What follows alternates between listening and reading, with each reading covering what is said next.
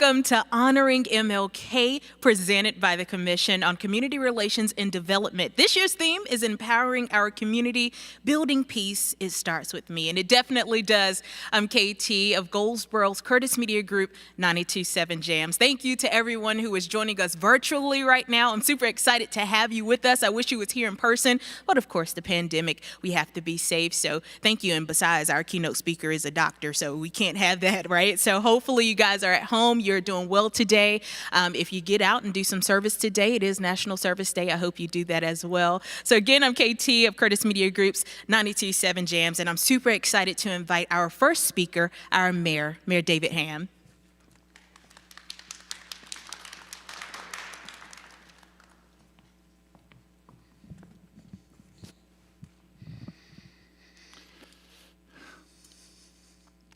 Good afternoon.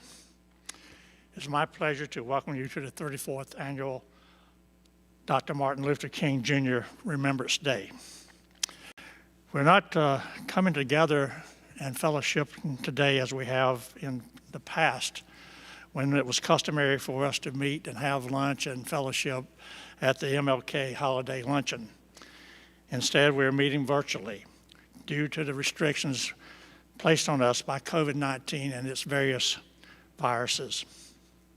That said, we are still mindful of the impact that Dr. King made on this nation. I and others who you will hear from shortly have gathered today to honor his achievements that have had such an impact on our nation. That Dr. King's achievements, which brought about so much change, was done through nonviolent actions is remarkable. When so many today believe that only brutal and vicious deeds can affect improvement, his insistence on a peaceful approach to create change was remarkable. His ability to install a change of heart in the people who view others that may have had different skin color, different education, different social backgrounds, or economic station in life, awakened the nation to reassess the way that we treat and respect people. Our nation has benefited greatly from Dr. King's commitment to change, but there's still a lot to be done. There are hundreds of memorable quotes by Dr. King. I like this one. An individual has not started living until he can rise above the narrow confines of his individualistic concerns to the broader concerns of all humanity. Think about that. I want to pay special thanks and recognition to those members of the Commission on Community Relations and Development who worked diligently throughout the year to improve Goldsboro for the betterment of all citizens. The efforts to promote diversity and equality is never ending for these individuals. Thank you.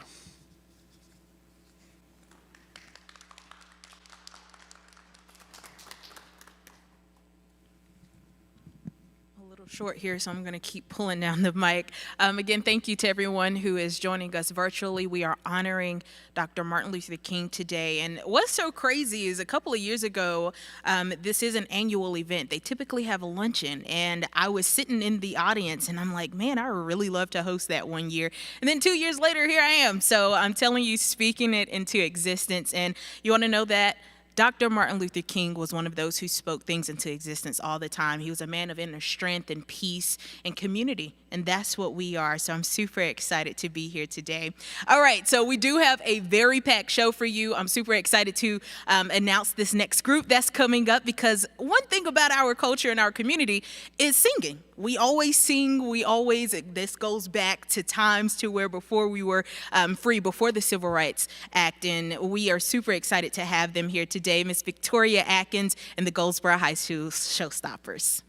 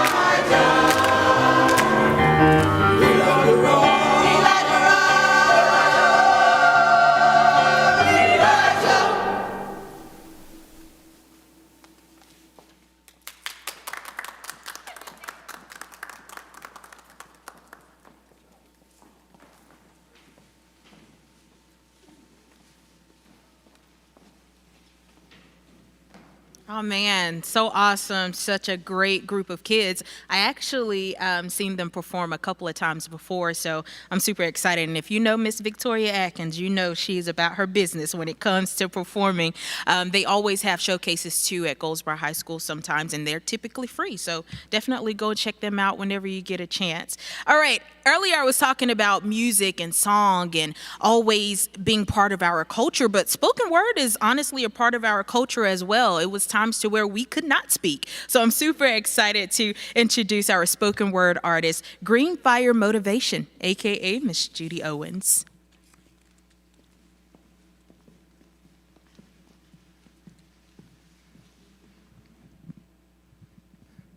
Hey guys and girls, it's your girl Green Fire Motivation, aka Judy Owens, and the name of this piece is The Community. You don't know me and I don't know you.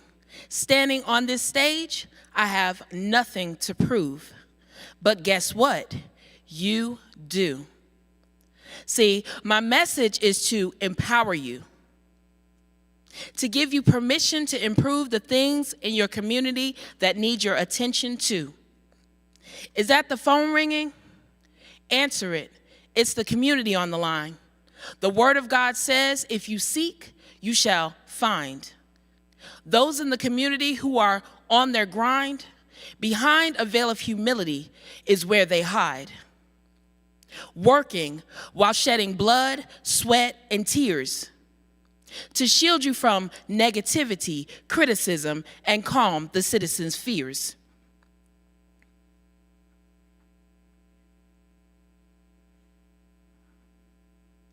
United we stand, divided we fall.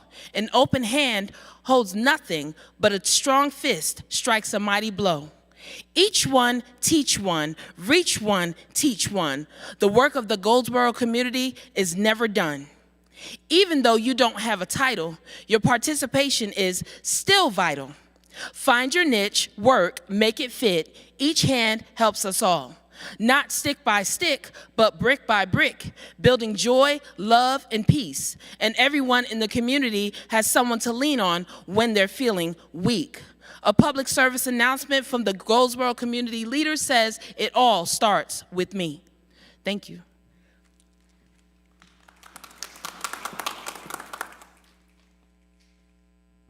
I hope y'all snapping at home because that was definitely a powerful, powerful spoken word piece from Miss Judy Owens. Thank you again.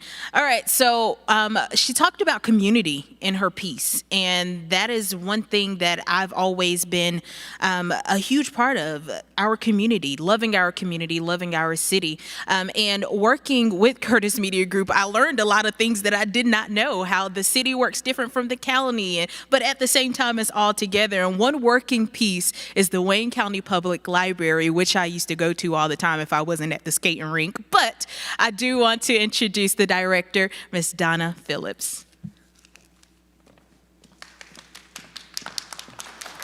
Good afternoon. What a joy it is to gather with you today to celebrate and honor the life and legacy of Dr. King. Today, through song, spoken word, the offering of prayer in our individual hearts, and listening to the thoughtful words of our speakers and members of our community's youth, we unite our hearts around a message of building peace and the role we can play as individuals in making this vision become a reality. It is our hope that today's celebration will cause us all to reflect on what we've heard and then to answer Dr. King's call to seek opportunities to be of service to others.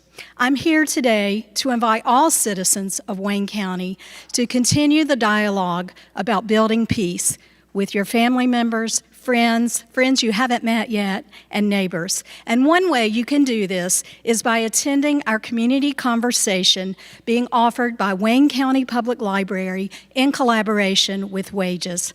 This community conversation will be facilitated by Melissa Harrell from Wages and will take place on this Thursday night, January 20th at 7 p.m. Out of concern for public health, the program will be held virtually, but all are welcome, and we invite you to contact Anna Snyder at anna.snyder@waynegov.com to reserve your seat. We'll also include that information on the City of Goldsboro's website.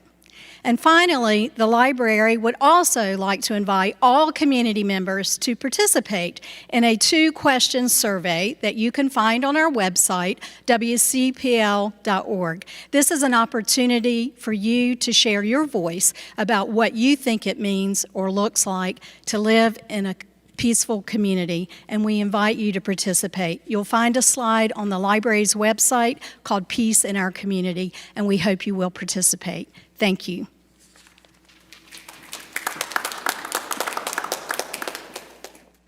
Thank you again. That was the Wayne County Public Library Director, Ms. Donna Phillips. And as I said earlier, I do go to the library. I used to all the time, whether I was at the skating rink or the library, is going to be one or the other. So I'm super excited. And please go to that event. We're talking about community today, and that is what you are a part of, our community. And if you don't voice your opinions or voice your concerns, they won't be heard. So please make sure you mark your calendars. Again, that's this Thursday. All right, I'm super excited to bring them back to the stage as Miss Victoria Atkins and the Goldsboro High School Showstoppers.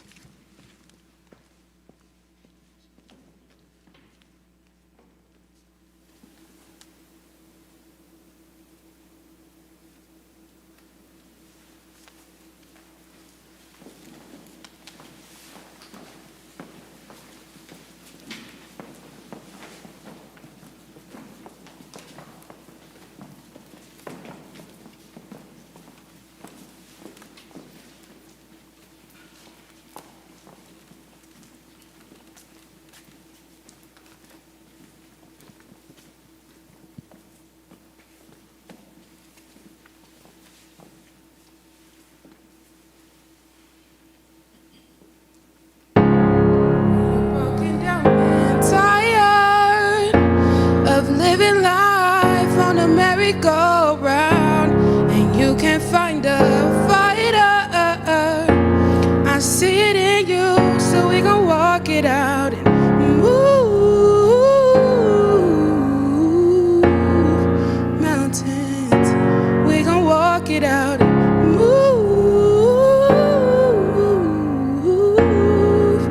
mountains. And I'll rise like the day. I'll rise up, I'll rise unafraid. I'll rise up, and I'll do it 1,000 times again. I'll rise up, high like the waves. I'll rise up, in spite of the ache. I'll rise up, and I'll do it 1,000 times.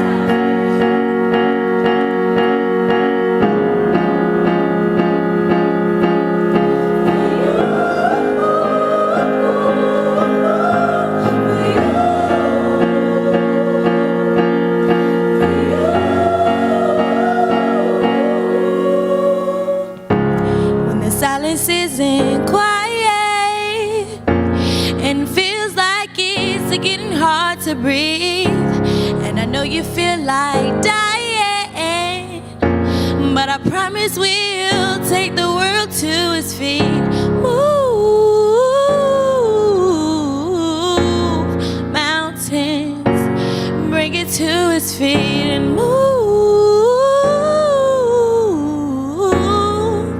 mountains. And I'll rise up, rise like the day. I'll rise up, I'll rise unafraid. I'll rise up, and I'll do it 1,000 times again. And I'll rise up, high like the waves. I'll rise up, in spite of the ache. I'll rise up, and I'll do it 1,000 times again.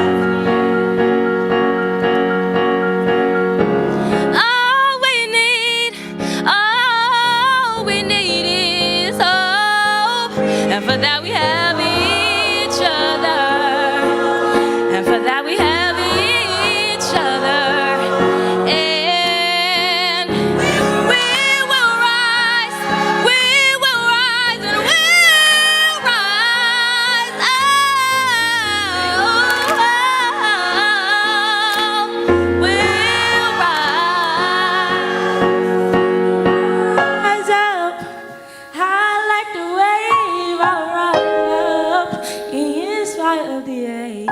I'll rise 1,000 times again.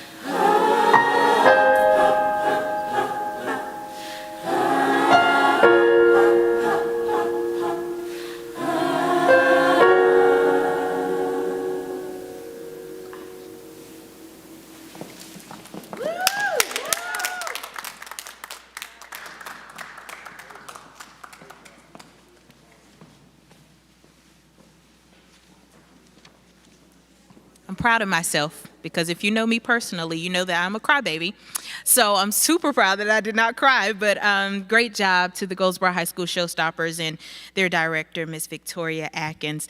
Now it's time for the man of the hour, Dr. Jesse Tucker, a retired Army Lieutenant Colonel with over 2 decades of experience in executive healthcare leadership. Dr. Tucker has a long track record of gains in clinical quality, teammate engagement, financial performance, and service line growth. With the strong focus on improving value and optimizing resources across the enterprise, Dr. Tucker is committed to continually improving outcomes for patients and families by innovating wellness, education, and self-care options in the communities he has served. Dr. Tucker has a PhD in Administration Health Services from the University of Alabama at Birmingham and completed a National Association of Public Hospitals and Health Systems Fellowship. He also holds a master's degree in management from Bowie State University, an MBA from Troy State University, and a bachelor's in business administration from the University of South Carolina.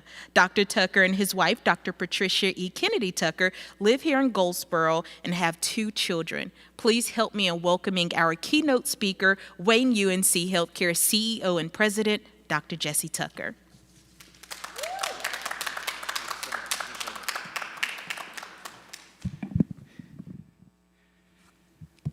Good afternoon, everyone. I'd like to start by thanking Mayor Ham, Mr. Salmon, and Ms. Williams and her entire team for putting this event together. I'd also like to thank my co-presenters here on the stage, as well as our youth who have sung so beautifully today. I really was inspired by listening to them sing today.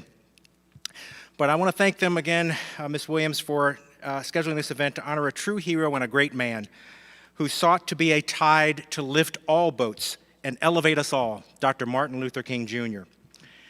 I bring you greetings from your care team at Wayne UNC Healthcare and our board of directors. I trust that you are well or recovering as we continue to struggle with this 2-year challenge brought on by COVID-19. I also trust that your projects on this day of service are going well. As I prepared my remarks for my talk today, I truly toiled over how to adequately represent such a great leader, acknowledged around the globe for his example, tolerance and love for everyone, friend or foe, alike or different, no matter the race, color, or background. It was fascinating to me to see the pictures, observances, and memories of Dr. King around the globe during my Army international assignments.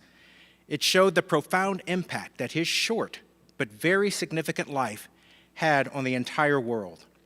I'm still in awe of his insistence on peace, change, and equality for all. This next slide I borrowed from the Associated Press. On October 14th, 1964, the Reverend Dr. Martin Luther King became, at the time, the youngest Nobel Peace Prize laureate at the age of 35. Pictured here during his acceptance speech in Oslo, Norway on December 11, 1964, he stated, quote, "The beauty of genuine brotherhood and peace is more precious than diamonds or silver or gold."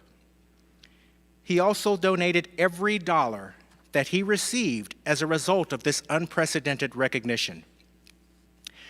It's astounding to me for a man to be so profoundly focused on peace when he was continuously met with such acrimony and hate.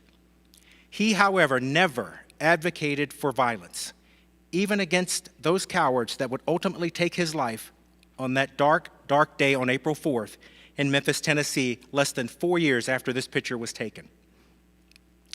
I've been blessed during my lifetime to visit many places around the world that have imparted their mark in history. It has also been a sobering feeling when I visited these landmarks in world history as I reflect on how small and petty my perceived problems and concerns really are. The Lorraine Motel where Dr. King was assassinated is one of those very landmarks. I was blessed to serve as the president of Methodist South Hospital in Whitehaven, a few miles from the Lorraine Motel, which is now the National Civil Rights Museum. This next slide I borrowed from Reuters News Service, and it's a picture outside of the Lorraine Motel, which is now the National Civil Rights Museum.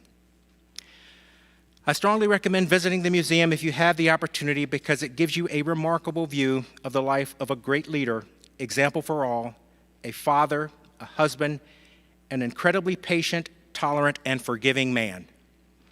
Although a pungent reminder of the tragic way in which his life was cut short, the National Civil Rights Museum is a fitting tribute to his life and a great unfiltered history lesson for us all.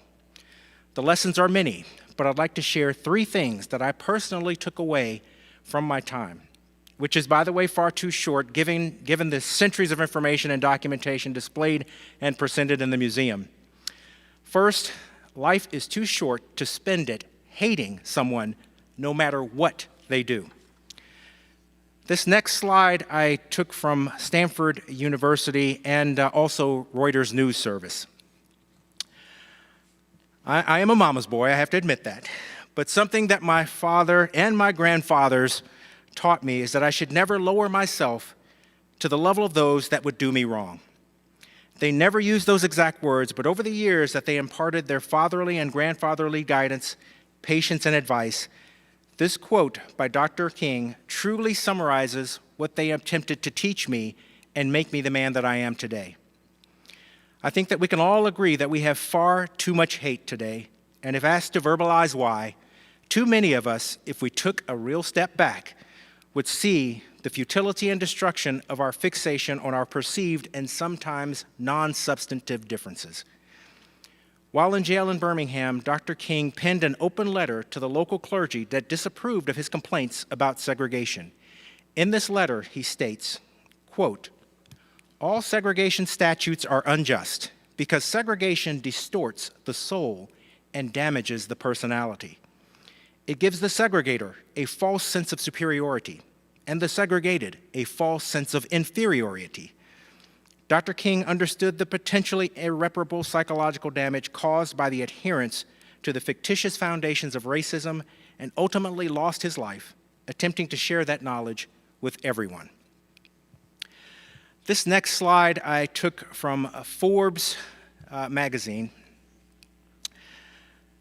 To me, civility is a measure of professionalism as I think of the example that I want to display for my daughter and son with whom God has blessed me and my wife. I want them to possess more patience and greater willingness to understand others than their father. Different is not necessarily bad, and as empirical research often shows us, we have a lot in common. Those common points of interest should serve to join, not separate us. Last week, someone mentioned to me that they'd read a study that suggested that 18 seconds is too often the extent of our attention span. She told me, and had even demonstrated this with her own team, that our perception of time is often inaccurate. Additionally, we sometimes only listen to a few short words before beginning to formulate our response, and often our rebuttal. I've taken her comments to heart and now try to listen more than before to better understand and improve my communication with others. This next slide I took from the Associated Press. Again, Dr. King was a man before his time, and even at a very young age, often understood people better than they understood themselves. Unfortunately, this true knowledge, leadership, and ability to unite people of all backgrounds and races, even during segregation, made him a target of many. This next slide I took from Five Towns College, and each of these are quotes from Dr. King. The second reminder that I took away from my visit to the National Civil Rights Museum was the importance of education. I remember once when I was really young and not doing well in school, and purely due to my apathy and laziness, my dad asked me a question, and he asked me if I'd done my best. For some reason, his question at that moment in time made me ashamed that I was wasting and taking for granted an opportunity that many, just one or two generations before me, would have loved to receive. To me, Dr. King in this quote suggests that education is more than imparting of data and information. That data and information must contain context and conscience to connect people of all races and backgrounds. He understood that history is written by the victors and therefore requires us to take a step back to control for this bias. I'm sure that we can all identify points in history that at the time seemed fine and appropriate, but when viewed through an enlightened lens, are at best offensive, divisive, and destructive. Some of these at the time well-meaning acts unfortunately disenfranchised some, discouraged them from seeking and the perceived unattainable, and ultimately separated us in ways that we never imagined. The Tuskegee syphilis study, which ended in 1972 when I was in grade school, is a tragic example of this fact and continues to haunt us to this day as misinformation, especially in healthcare, has cost far too many people their lives.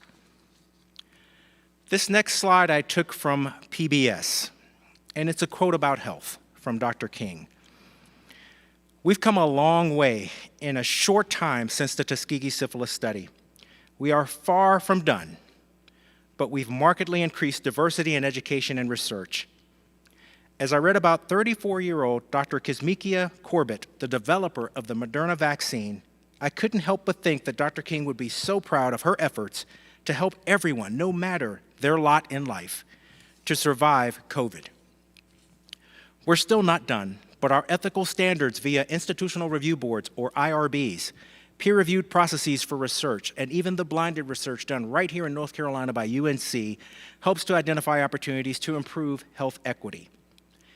These and other efforts continue to whittle away at inequality in healthcare. Again, there's more to be done, but we also must do more to care for ourselves. As your care team at the hospital and our doctors will tell you, I consider the care of every patient as I would the care for my loved ones that are here in Goldsboro and around the country in South Carolina, Florida, Georgia, Washington State, to name a few, and my cousin who is still in uniform serving our country. That's how seriously I take our work at your hospital and in your clinics.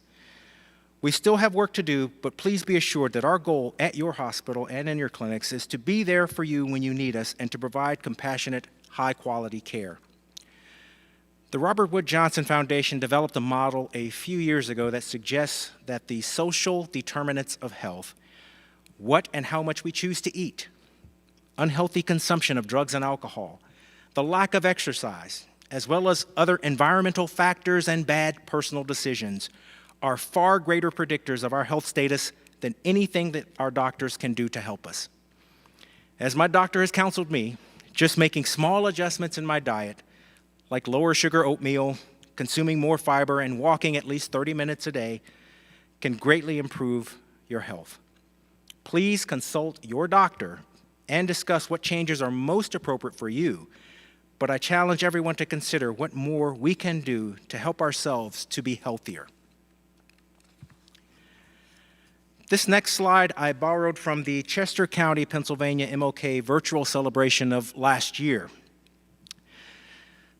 The third observation that I took away from my visit to the National Civil Rights Museum was that I was reminded of the importance of perseverance. Never give up, do the best that you can, and do whatever you can to continue to move forward. I've had quite a few failures and setbacks in my personal and professional life. As a young man, my education and my Army career are the most important things to me. I so lacked balance and appreciation for all that I have that I took my lovely, patient, and supportive wife for granted. I can't say why, and I'm ashamed to this day for that period of my life, but I use that and remember that to try to move forward and be a better husband and now father today than I was yesterday. A key moment of clarity came for me when I failed to complete flight training while in the Army at Fort Rucker, Alabama in the early 90s. At 24 years of age, I'd returned from my one and only combat tour in the Gulf War as a medical platoon leader, was completing my first master's degree, completing my first command tour, and was selected to become a medevac pilot, all within my first 3.5 years as an Army Medical Service Corps officer and before even being promoted to captain. I was truly flying high, but it all came to a halt on the flight line one afternoon when I was afraid to continue training. Even before a fellow student had died in a night flight training accident, which is an incredibly rare occurrence given the safety protocols, screening, and requirements in Army aviation. Even before that, I was struggling to control my fear and my reactions during emergency procedures, which is a huge no-go in flight training.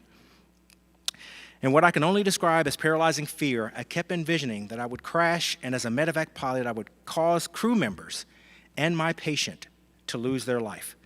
And that's something for which I could never forgive myself if it were to ever happen. As a result, I failed to complete my training, and the Army put me in a holding pattern for a few months until they determined my options and next steps. Those 2+ months seemed like an eternity as I assumed my Army career was over and pondered what I would do next with my life. At that point, I had planned to complete flight training, go to airborne school, go to air assault school, and then join a line medevac unit as a pilot, preferably in the 25th Infantry Division, the unit in which my father served as an infantryman during Vietnam. I didn't have a plan B, so those 2.5 months were more difficult for me. The Army ultimately decided that I would be a hospital administrator, continue my education, pursue a doctorate in the city of Birmingham, no less, and ultimately teach DoD and Homeland Security healthcare administrators as a professor in a program co-administered by the Army and Baylor University. Referring to Dr. King's quote, "Turns out I couldn't fly. I wasn't a very good runner, but I could do push-ups all day, okay? And I was an okay faculty member and even published a few peer-reviewed studies in the process. I share this experience in hopes that it will help someone that's struggling or encountering a major setback to keep moving forward. You have to keep moving forward."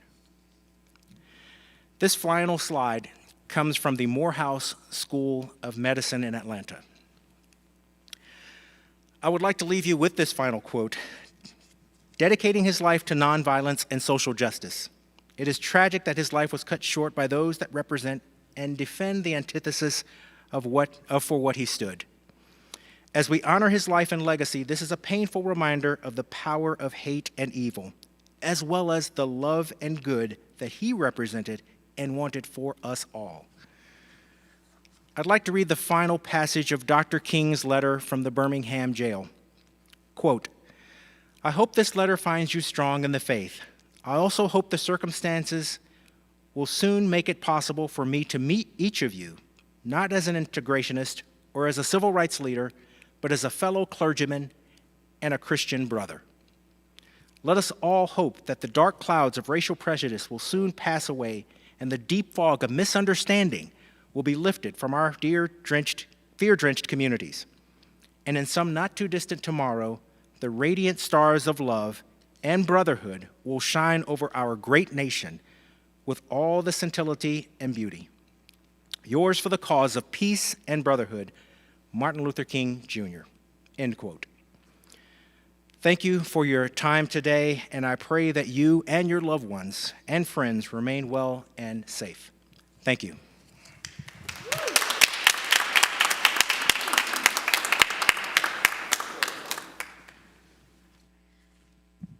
Thank you again. That was our keynote speaker, Dr. Jesse Tucker, Wayne UNC Healthcare CEO and President. And hopefully you took a lot of gems from his speech today. He posted up a slide from the Lorraine Motel, and honestly, I actually been. The 50th anniversary, this was back in about 2018, I think, and it changes your perspective. We read about Dr. King all the time, or our civil rights leaders, and it changes your perspective whenever you are actually standing in the footsteps of where they actually walk. So definitely put that on your bucket list to be able to go. And Dr. Tucker and I was talking before the ceremony, and he talked about how he's been to so many places that Dr. King has even been. So try to put some of those things on your bucket list to be able to go and do. I'm super excited again to bring up some very, very special people because they are our youth. And we all know that our youth, they are our future. They're going to be the ones that hold events like this, not just here, but all over the world and all over our nation. So hopefully today, this will be a great start to doing that. I'm going to bring up the Goldsboro Youth Council. They will be re-inciting the I Have a Dream speech.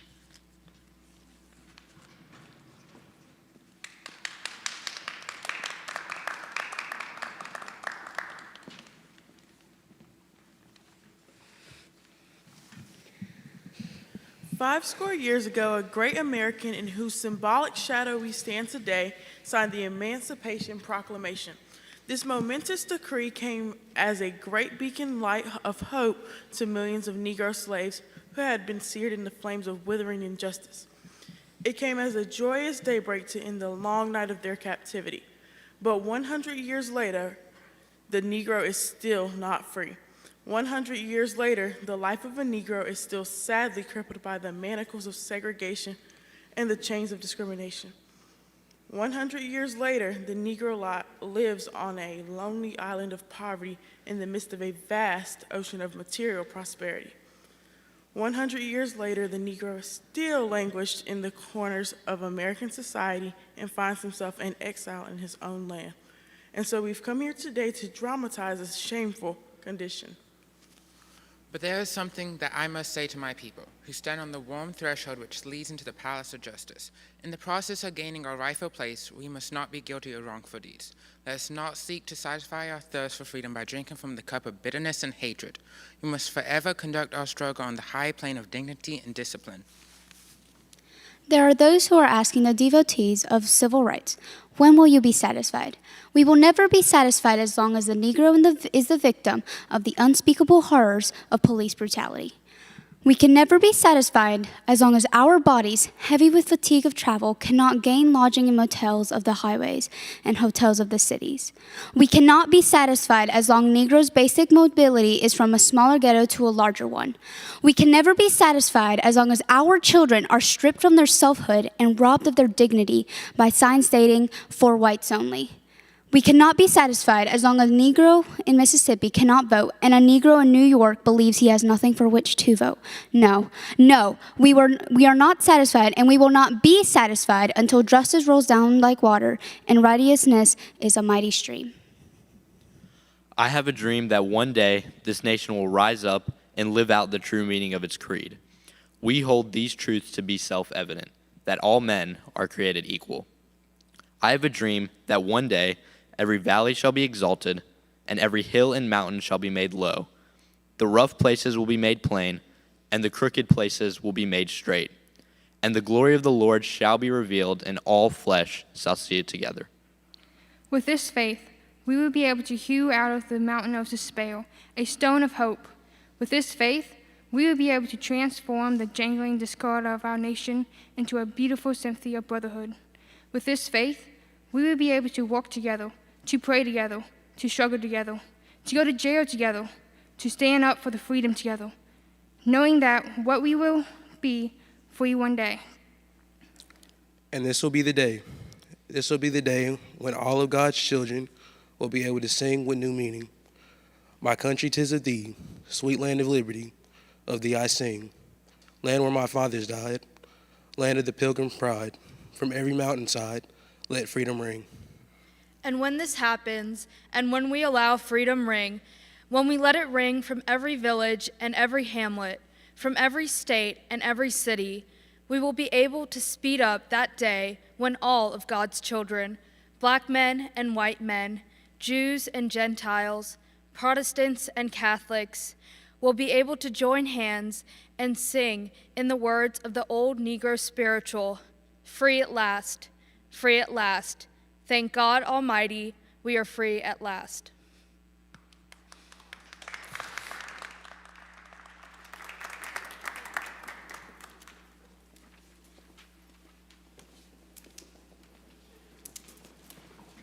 Thank you again. That was the Goldsboro Youth Council reciting the I Have a Dream speech. I'm super excited for these the youth that are in here today, being able to be part of such a great and important event. So before we go, we are definitely not going to leave here without singing our Negro National Anthem, Lift Every Voice and Sing. Coming back to the stage is Miss Victoria Atkins in the Goldsboro High School Showstoppers.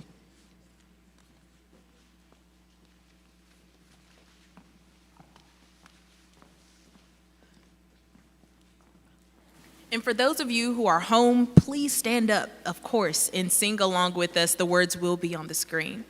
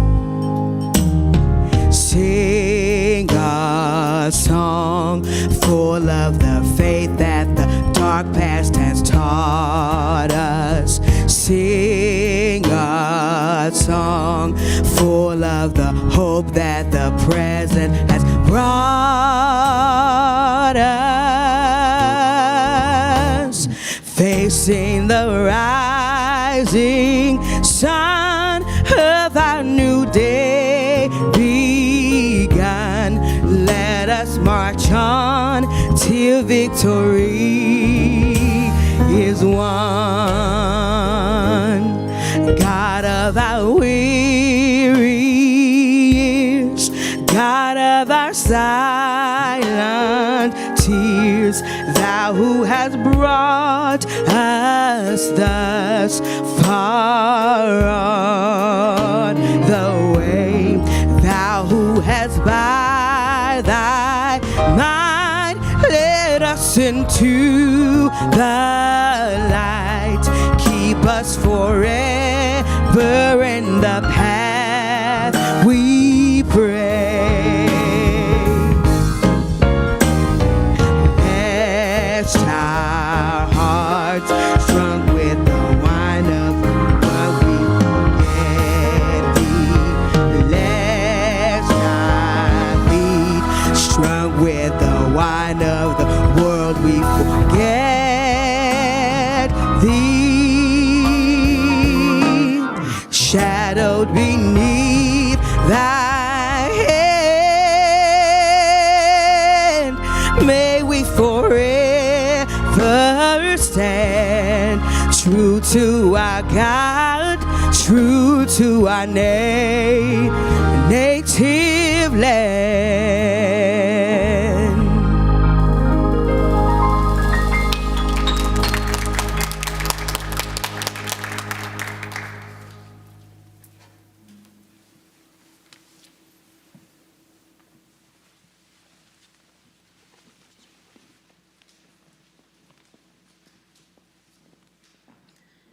Thank you again to Miss Victoria Atkins and the Goldsboro High School Showstoppers. As I said before, they do certain events and showcases that are free to the public, so make sure you check them out. Of course, we're super excited to promote our youth and our community.